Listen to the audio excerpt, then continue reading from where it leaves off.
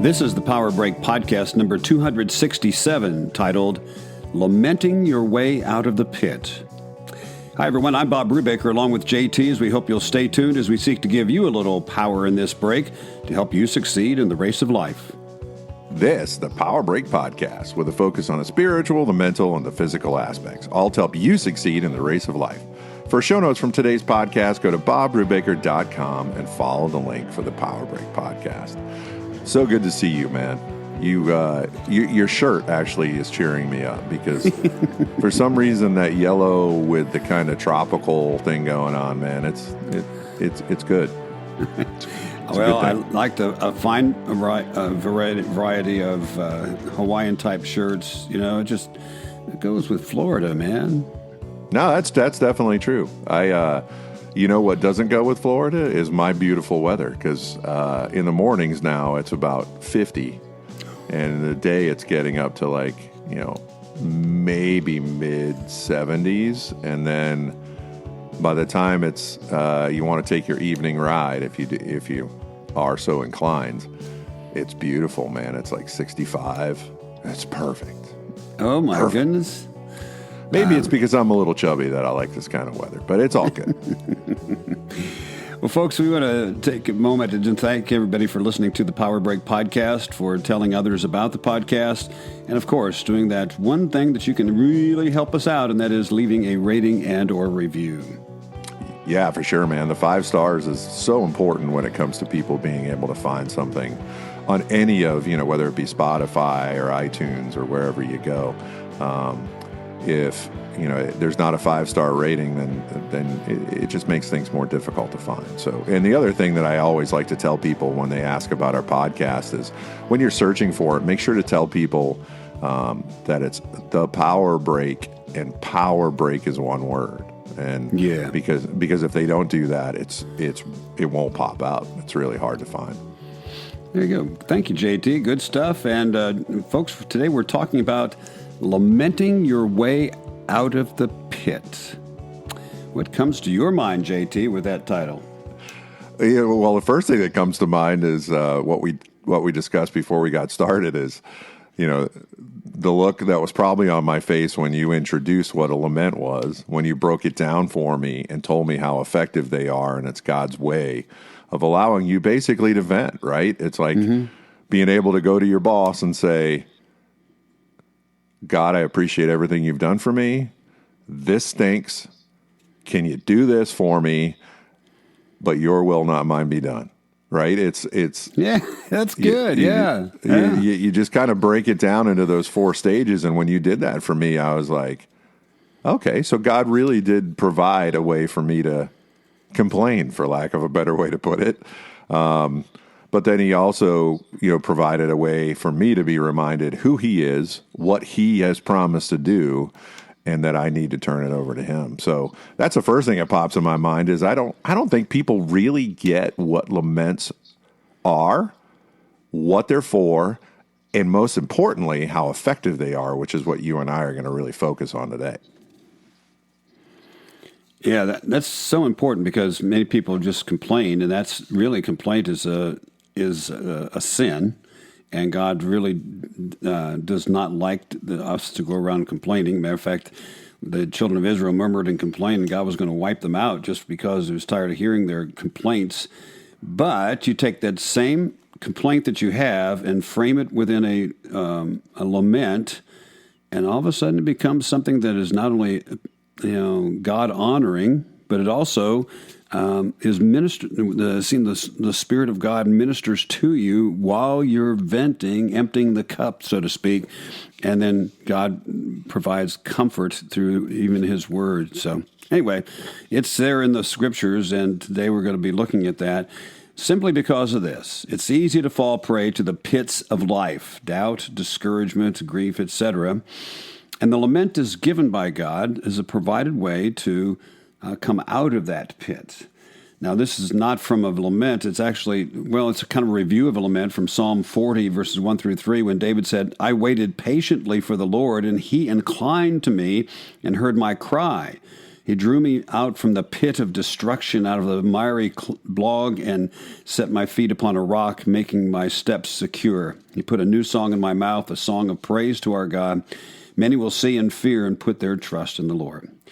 That's coming out of the pit, and today we're looking at coming out of the pit by way of a lament. Yeah, let's continue to talk more about that, folks. But before we do that, I would encourage you to get over to bobrubaker.com. Check out all the resources. Check out the scripts for the power breaks. There's all kinds of great stuff over there. But at the very least, sign up for the blog. It'll show up every Monday, and it's the same topic as what's going to come out on the power break later on that week. So it'll get you started, get you prepared, and get you ready to listen, and really, at the very least, it's a great way to start the week, Bob. It just really is, man. And I really appreciate the effort that you put into those. So let's continue to talk more about this week's blog, which is Lamenting Your Way Out of the Pit. Well, in the blog, I wrote that just question, what do you do when you find yourself in the pit? And let's face it, we all find ourselves there from time to time, from sorrow, disappointment, fear, grief, or pain, or whatever it is. Best way to describe getting out of the pit is by way of lament. Now, as you find, there's at least a third of the Psalms, as well as other places throughout the Bible, you'll find the subject of a lament. The answer is to lament your way out of the pit, as Psalm 77 is a classic example of, as the psalmist recalls his lamenting experience in a song. It's interesting, though, because the children of Israel sang the Psalms, as many people do today, but the Psalm 77 is a recall of how a lament worked in his life. There are parts of a lament that are easy to pick out. The four are easy to pick out, and four parts are you address God. There's an addressing of God, and then there's an honest complaint about the situation, a request, and a statement of faith of your trust in God to do what is right. Psalm 77 is a description of the use of a lament as he's telling the story of lamenting his way out of the pit and finding God ministering to him. Notice how he begins. I cry aloud to God, and he will hear me. In the day of trouble I seek the Lord. In the night my hand is stretched out without being weary, and my soul refuses to be comforted. When I remember God, I moan. When I meditate, my spirit faints. So we get a feeling as he's beginning here, he's addressing God, and the way he does that is he's in a state of dependency. That's a good way to address God. I'm dependent, Lord. And so he backs it up with, of course, he'll end with a statement of trust. But notice how he affirms the day of trouble as he goes on to the place of refuge. Though his soul refuses to be comforted and his spirit faints within him, he turns to God. As he says in Psalm 77, verses 4 through 6, you hold my eyelids open. I am so troubled that I cannot speak. I consider the days of old, the years long ago. I said, let me remember the song in the night. Let me meditate in my heart. My spirit made a diligent search. Now, he begins to complain here because, which is fine, amid a lament. Otherwise, it's sin to murmur and complain. And it seems in the lament, a complaint is simply the way that God ministers to us, as I like to point out, it's kind of like dumping the cup, okay? Like you're holding out a cup and saying, God, fill this with your blessing, but it's filled with a lot of crud and needs to get that crud out. And so God gives us that moment in this lament when we just offer our complaint, being totally honest and open with him. So verses 7 through 9 in Psalm 77, he says, will the Lord spurn forever and never again be favorable? Has his steadfast love forever ceased? Are his promises at an end for all time? Has God forgotten to be gracious? Has he in anger shut up his compassion? Well, it's almost in a passive-aggressive manner. The psalmist makes his request known to God then, in seeking God's favor, his mercy or evidence of it, his steadfast love, his grace, his compassion. And so as you're reading that, you kind of begin to feel the hurt. Yeah, for sure. You know, I think so much about our tendency to want to complain. I think a lot about that because I feel like we as a society have really become a society of, as the old saying goes, misery loves company, right? Oh, yeah. And it's a way that we bond with each other together and that's kind of developed culturally, that we bond together through, talking about our woes. When the truth is, man, it makes us more and more negative. It pushes us down further into that pit where, the appropriate thing to do is to acknowledge that this is what you're not happy about, acknowledge the power that God has, and acknowledge that his will needs to be done and not yours.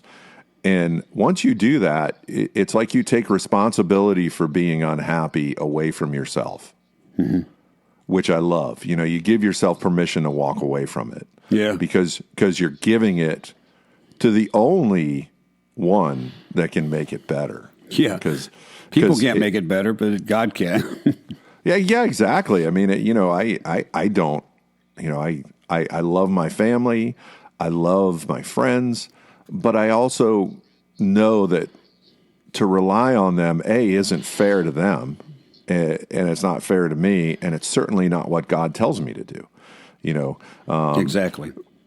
He tells me to rely on him, and he'll work through them and me to make what is supposed to happen. So, I just, it really has bothered me. Like I was watching a commercial last night, and I said this very thing to Amy. I was like, it just seems like everybody's a baby now. Like that's all right. they like all the commercials are complaining about, I have a rash and it won't go away. And, and just everything's a complaint. And it's like, something, man, we really live in at a time in history, in a place in history that is really pretty incredible. Where complaints are not only accepted, it seems to be the norm, and everybody seems to expect it. Yeah, man, I don't want to, I go out of my way to really be encouraging to other people, and I can honestly tell you that rarely does that come back. Yeah. Because it's almost like it's not in people's vocabulary anymore. Right. Well, let's go on in Psalm 77. He says in verse 10, "Then I said, I will appeal to the years of the right hand of the Most High. I will remember the deeds of the Lord. Yes, I will remember your wonders of old. I will ponder all your work and meditate on your mighty deeds. Your way, O God, is holy. What God is there like our God? You are the God who works wonders. You have made known your might among the peoples. You and your arm redeemed your people, the children of Jacob and Joseph." Well, as soon as the cup is empty from dumping the complaint and the passive-aggressive request, it appears that the Spirit of God moves upon the psalmist to bring to remembrance the deeds of the Lord and the reason to trust him. He goes on in verses 16 through 20, "When the waters saw you, God, the waters saw you, they were afraid. Indeed, the deep trembled. The clouds poured out water. The skies gave forth thunder. Your arrows flashed on every side." See how he's encouraging himself just by recalling what God has done. Yeah, that's right. Yep. So, concluding with the greatness of God over all creation, as well as his greatness displayed in the history of redemption, the healing balm for the lament that he raised, the psalmist now finds the pit of despair to be a place of finding peace and trusting God. There's a great value in reading the laments in the Bible, and particularly in the book of Psalms, but as well as other places, knowing that these are real people lamenting their way out of real pits of sorrow, despair, and the real value of a lament is to, of course, write your own when you find yourself in a pit. You could that's right. probably voice the lament by thinking about it in the four parts and allowing the words just to flow to God from your heart. But you will find extra value in taking the time to write the lament, having a record to look back upon, something also to share with your loved ones, your kids, that this was used in my life to bring me out of the pit. This past year, I led a Bible study, and we studied the book from Jeremiah Burroughs called The Rare Jewel of Christian Contentment. Although Burroughs did not use the word lament or advocate the principles exactly, his emphasis on finding contentment in every circumstance opened the door to logically turn to lamenting instead of complaining. And so I took time to to teach on lament again. I think our people at this church I serve, Christ Community Presbyterian Church in Clearwater, are calling me the lamenting pastor or something. Which is not a bad. It's not a bad thing because I want to teach on it. Because this is God's way of dealing with life and the reality of life. It's so sad to see, as you mentioned, JT, people just complaining, and especially among Christians going around complaining. That's right. And the best response when somebody complains is to say, "Have you considered a lament?" Then use the occasion to explain the 4 parts. Take them to Psalm 77 or one of the other laments where the writer of the lament, the writer seems to lament his way out of the pit. And lamenting, of course, is God's way of dealing with the pit of sorrow, discouragement, and grief. Don't pass up the blessing. Learn to take your burden to the Lord by way of lament.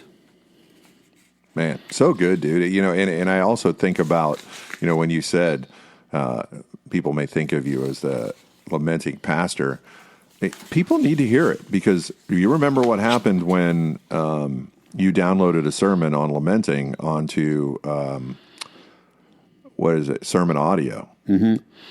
It was one of the most downloaded sermons, right? And the reason why is because most people don't talk about laments, and I think people need to know that there is a tool at your disposal that will really help you go through life, especially now that, the status quo is to complain. It's interesting how you bring up the subject of lament, and even among Christians, and people don't know what you're talking about other than the book of Lamentations. And they have told themselves they want to stay away from there, other than chapter 3, when he says, I recall call to mind that the mercies of the Lord endure forever, and he says that they're new every morning, and great is thy faithfulness. Okay, that section people know from the book of Lamentations, but as Jeremiah is lamenting over Jerusalem being taken by the Babylonians, is really God ministering to Jeremiah and to others through his lament. Yeah, right. Well, you'll find the blog and ask you to turn to bobbrubaker.com, because that is where you'll find the blog about lamenting your way out of the pit. What else do you want to know or want the readers to know about this week, Bob? Anything new and exciting? I don't know about new and exciting, but basic prayer training, again, I encourage you to check it out on bobbrubaker.com, the book that I wrote on basic prayer training, just like it says. And I feel like many people don't have a regular prayer life because they don't know about prayer, and this is just some basic prayer training. So check it out at bobbrubaker.com. And while you're there, check out the sermons, the link to the sermons I preach here at Christ Community Presbyterian Church in Clearwater, finishing up the book of Jonah. Talk about lamenting. He wasn't lamenting, but he sure was pouting a lot. Pouting is a good word for it. Yes. Yeah, that's right. Anyway, check out the sermon links and the books and everything else at bobbrubaker.com. This is the Power Break Podcast. I'm JT along with Bob Brubaker, and this is time on the podcast for questions and answers. If you have a question for me or for Bob, feel free to email me at jt@bobbrubaker.com. We'll get to answering your questions on an upcoming Power Break podcast. All right, so question number 1. Let's just dive right into it. Let's make the rubber hit the road here, because I really think, and I would really encourage our listeners and anybody who knows anything about laments to spread the word about them and really encourage people to use them. So you talk about lamenting often, as you kind of hinted to with people calling you the lamenting pastor. Although I think this is the first time we've talked about it on the blog. First, I want to know where your passion came from for lamenting and why you're so passionate about it. And second, explain how we're supposed to use them. Oh, thanks, JT. First of all, it was brought up to me because I was, every summer I preach through a section of Psalms. We start out at Psalm 1. I think it was back in 2008 or something like that. Anyway, we go through, from June, July, and August each year. We go through a section of the Psalms and pick it up where we left off, and just finished Psalm 99 this past summer. And I was going across, as I came across the first psalm that was a lament, I was really praying that God would give me some guidance as to what to do with that lament. And he did. He provided a couple of recommended resources that I found by listening to other podcasts that they happened to cover something at one time and mentioned a book in passing. And another podcast, a man talked about how God's people just don't want to deal with the negative things, and they have a hard time with that. And even songs that are kind of laments, they don't want to talk about, and they don't want to use, of course. And so I went for a deep dive into the subject of lamenting, and I found that it really enhanced the preaching because it made sense of what was in the psalm that was a lament. Right. And it also, I saw how people responded to the practical application of using spiritual means to minister to them when they find themselves in the pit of life, or whatever has been the cause of that going into the pit. Well, secondly, the concept of lament is used whenever you are in despair and suffering, etc. So you don't have to remain in that pit. That's, of course, what's going on there. But the four parts are, number one, addressing God. Number two, there's an honest complaint about the situation that you're going through in life. And then, of course, you're being very honest in making a request. Here's what I would like you to do. But it ends with a word of trust that God has complete control and you're going to trust him. I can't explain. I just know how it helps to find the words to go along with the feelings. And when that happens, then you can really find how God ministers to you through this floodgate that's opened of God's ministering comfort and encouragement in the lament. Of course, like any spiritual discipline, you have to put in order for things to come out, and that, of course, that you put the effort into it. I encourage people to write their laments and be able to look at them later, because it's a way of God re-ministering what he's given you before. And secondly, we also take in mind that when you are able to share that with others. But my regret is not having been taught anything about this in preparation for ministry, and for it taking so long in my ministry before I really saw it and how God is sovereign. But his timing is perfect. So nevertheless, he brought me to this point, and I used lament. Man, and I think it's so interesting that there really isn't anything taught to new pastors about laments. It's just almost shocking, isn't it? That a tool like that isn't really taught. Yeah, it really is, and it's a sad thing, because a friend of mine was asking me how he could minister to his pastor, his pastor had lost a child. The child had died, and he wanted to minister to him. And I brought up the subject of lament, and when I was taught him, he was able to have something to share with his pastor. Oh, man, that's so good. So let's go right into the mental aspect. Question number 2. So how should we mentally look at lamenting? Because I've heard this from people. They're like, hey, isn't a complaint a complaint? Well, actually, it's not when it's in a lament. It's simply being honest with God about your situation. And if you just complain, you're really accusing God of not knowing what he is doing. And of course, in a lament, you may even come across like accusing God as you complain, or accusing others. But it's tempered in your desire to just empty the cup of your heart of things that you are harboring, which he knows about anyway. So it's not a shock to him. But you're being honest and open with him allows him to then minister to your broken heart, which he does so beautifully, binds up the broken heart. So mentally, you can take a look at a lament as really it's just unveiling your heart completely, or as I like to say, emptying the cup, emptying the crud out of the cup so he can fill it with blessing. Yeah, and I think for me, it's really different when you end your quote-unquote complaint with a statement of trust, with a statement of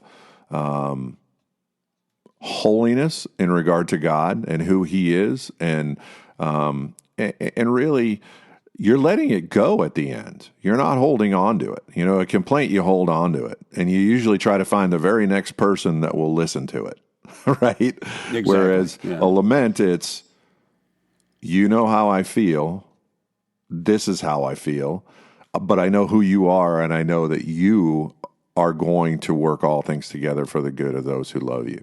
So there's a turning over that has to happen at the end, which really makes it stand out from a complaint. It makes it different.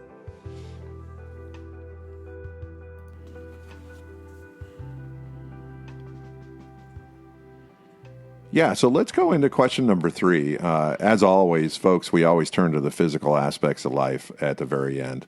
And let's talk about marathon season. And man, it couldn't be more appropriate because my lovely wife is getting ready to run the Chicago Marathon the first week in October. Yeah, so I can tell you she's really excited about the marathon, but she's even more excited that the training is almost over because, man, I got to give you guys credit where credit is due. That's some brutal training. But let's talk about just how to prepare. Since you've done a lot of marathons, I think it's 30 or so, something ridiculous like that. Do you have any tips on marathon nutrition and how to prepare? Well, they say weeks before you should study the course and know what the nutrition is on the course and develop a plan around that. The reason being because everybody uses different things, and that's based on sponsorship. So the question is, do you want to bring your own or use what is on the course? So it's good to study the course, know what's there. And then secondly, train with the nutrition plan that you've picked out and the drinks that you're going to use and the gels you're going to use, whatever it is. Practice even your breakfast plan and the meal plan the night before. So when you go to the marathon, it's not different. That's the keys. And so even days before, buy your race nutrition, have it ready to go. Don't wait to the last minute. Increase your carbohydrate intake by eating more carbohydrate-rich food, not carbo loading. That's known to put you in a deficit on the race day. Yeah, carb loading's not good. Yeah, and reducing your fiber intake. I don't think you have to understand that because race day morning, it could be bad news. All right. And of course, on race day, you have your standard breakfast that you've trained, okay? And avoid, of course, high fat and high fiber and high protein fuels to eat in the breakfast. But aim for some carbohydrates and drink enough fluid that you understand you're ready to go. Start to race, of course, start fueling about 10 minutes before the start with a gel and a few sips of water, and then stick to your nutrition plan. As the race directors or the doctor of the race course and the Ironman in Hawaii always say, you need to have a nutrition plan and a hydration plan, and if you don't follow it, you'll see me early, and if you see me early, you're out of the race. No fun. Yeah. So don't experiment. This is so important. People that run marathons, don't experiment in the race. Yeah. So I mean, to me, that should be obvious, but I'll tell you a story after you get done about a guy who was trying out for our SWAT team that didn't work out well because he tried something new. Yeah. I mean, people will go to the expo. Before, normally, big races have an expo. They'll go to the expo and they'll buy something they've never tried, whatever, and they're going to use it. I mean, people do that with shoes and and their nutrition.